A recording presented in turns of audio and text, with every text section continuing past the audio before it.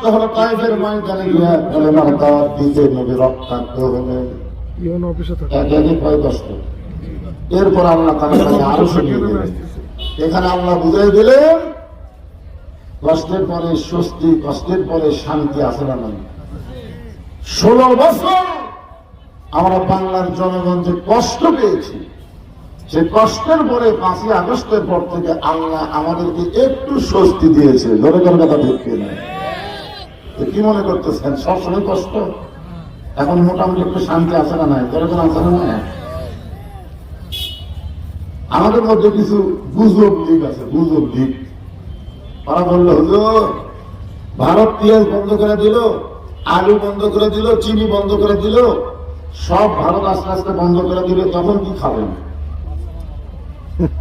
তখন কি খাবেন হুজুর? ভালো তো আর পারতেছেন। আপনারা বলেন তো ওই গুজব আপনারা বিশ্বাস করবেন না আল্লাহর কোরআন বিশ্বাস করবেন? আল্লাহ কোরআনে বললেন فَلْيَعْبُدُوا رَبَّ هَذَا الْبَيْتِ الَّذِي أَطْعَمَهُم مِّن جُوعٍ وَآمَنَهُم مِّنْ خَوْفٍ।